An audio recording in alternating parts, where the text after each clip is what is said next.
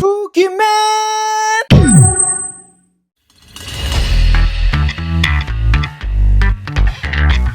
안녕하세요, 후기맨입니다. 오늘 리뷰를 할 제품은 아이패드 프로 12.9형 5세대 256기가 와이파이 셀룰러 스페이스 그레이 모델입니다. 모델명은 A2461이고요. 우선 제가 아이패드를 구매하게 된 동기부터 말씀드리자면 전 네이버 블로그와 인스타그램을 함께 이용하고 있는데 이때 시각 자료가 상당히 많이 필요합니다. 보통은 미리 캔버스에서 짜집기로 올리는 경우가 많았는데 이게 요즘 너무 풀린 걸까요? 블로그 글이나 인스타그램 피드를 보면 저와 비슷한 느낌의 이미지가 많은 것을 확인했습니다. 왜 있잖아요, 내가 새로 사온 나이키 신발 사서 신는데 짝꿍이 똑같은 신발을 사면 뭔가 찝찝한가?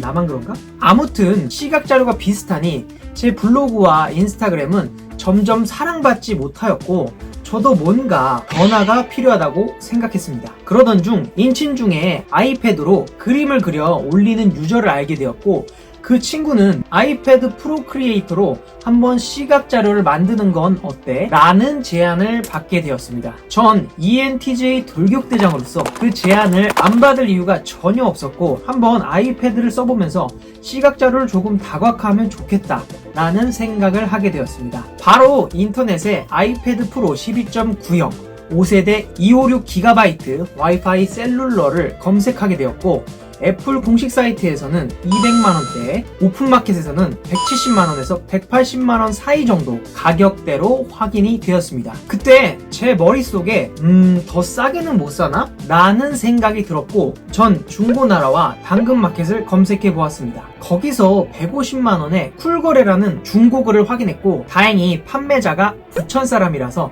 킥보드를 타고 빠르게 매입하였습니다. 그렇게 제 아이패드 인생은 시작되었죠.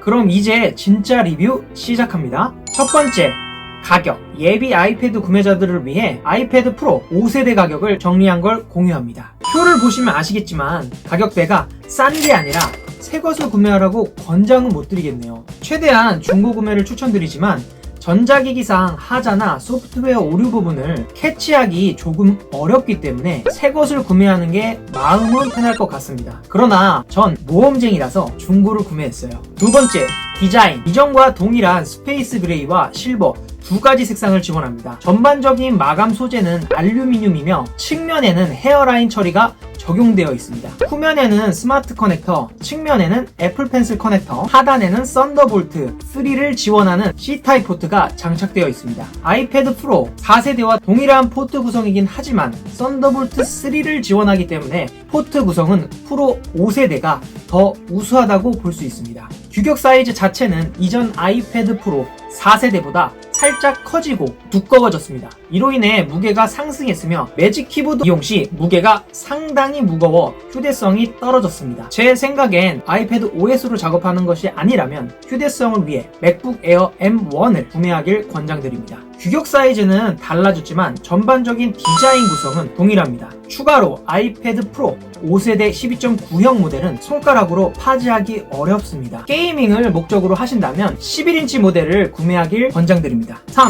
성능. 아이패드 프로 5세대 12.9형 모델의 벤치 5 테스트 결과 싱글코어 약 1700점대, 멀티코어 약 7200점대를 기록했습니다. 맥북 에어 M1과 맥북 프로 M1에 비해 살짝 밀리는 벤치 결과이지만 다른 제조사 아닌 전작 프로 4세대까지 밀어낼 정도의 점수입니다. 문제는 성능의 사용처입니다. 전자기기에서 성능은 수명을 뜻하고 구입을 결정하는 매우 중요한 지표 중 하나입니다. 다만 그것을 제대로 활용할 수 있는 사용처가 있다는 가정하에 의미가 있다고 생각합니다. 아이패드 프로 5세대의 성능은 아이패드 OS에선 전부 사용할 수 없을 만큼 성능이 상당히 우수합니다. 오히려 성능이 넘쳐서 발열이 올라가는 경우가 생각보다 많았습니다. 이는 디스플레이 패널 역시 문제가 있겠지만 차고 넘치는 성능과 최적화 문제도 있다고 보입니다. 4. 디스플레이. 아이패드 프로 5세대 11인치에서는 LCD 패널이 장착되지만 12.9인치 모델에는 미니 LED가 장착됩니다. 264 PPI로 태블릿 PC 계열에서는 인치당 픽셀 수가 높은 편이고 해상도 역시 2732 곱하기 2048로 높은 편에 속합니다. 더불어 개선된 1만대1 명암비 역시 매력적인 요인 중 하나입니다. 다만 약간의 아쉬움도 존재합니다. 옆 주변에 녹태가 생기는 경우도 있고 블루밍 현상도 발생합니다. 명암비 역시 개선되었긴 하나 OLED 패널이 장착된 갤럭시 탭 S7 플러스와 비교했을 때 특출나게 우수하다고 보기는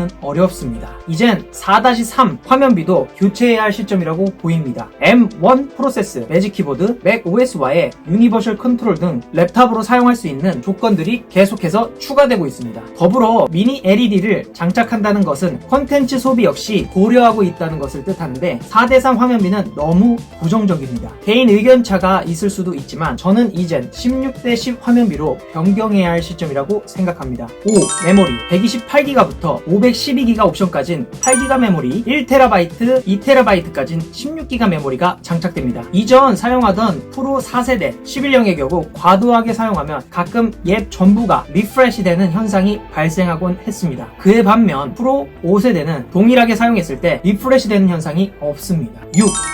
카메라 범프 안에는 기본과 광각 렌즈 그리고 라이더 스캐너와 LED 플래시로 구성되어 있습니다. OIS가 적용되진 않았고 이미지 센서도 크지 않기 때문에 사진 품질이 우수하다고 보긴 어렵습니다. 다만 저의 경우 문서 스캔 위주로만 사용하기 때문에 큰 단점이라고 보이진 않습니다. 다만 라이더 스캐너의 사용성을 증대시킬 필요는 있다고 보입니다. 앞서 성능 부분에서 말씀드렸다시피 맥 OS의 플러그인 호환이 아니라면 라이더 스캐너를 통해 성능 사용처를 만들어줄 필요가 있다고 생각합니다. 추가로 마이크 품질은 매우 우수합니다. 더불어 전면 카메라에는 센서 스테이지 기능을 지원하기 때문에 커뮤니케이션 디바이스로 손색이 없으며 영상 촬영은 4K 60프레임까지 기능하며 유튜브 브이로그 영상 정도로 사용이 가능합니다. 단 휴대성이 좋지 못하고 OIS가 없기 때문에 고프로와 같은 휴대성 좋은 카메라 또는 스마트폰을 촬영하시길 권장드립니다. 7번째, 배터리. 아이패드 프로 5세대 12.9형 모델은 1566mAh 대용량 배터리가 장착되어 있습니다. 지난 프로 4세대 12.9형 모델의 배터리 용량이 9720mAh였다는 점을 생각해보면 절대적인 배터리는 증가했습니다. 그런데 실사용 시간을 기준으로 사용하면 배터리 사용 시간이 더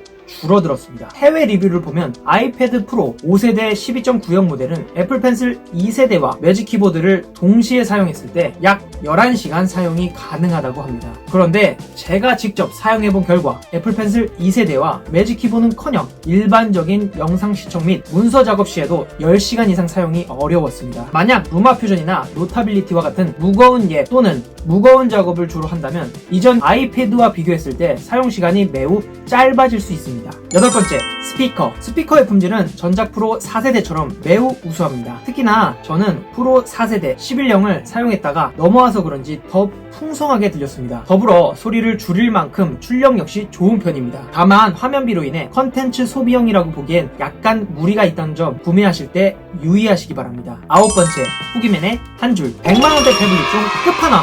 그럼 다음 리뷰에서 찾아뵙도록 하겠습니다. 오늘 영상이 도움이 되셨다면 좋아요, 구독, 알람 설정 부탁드리겠습니다. 감사합니다.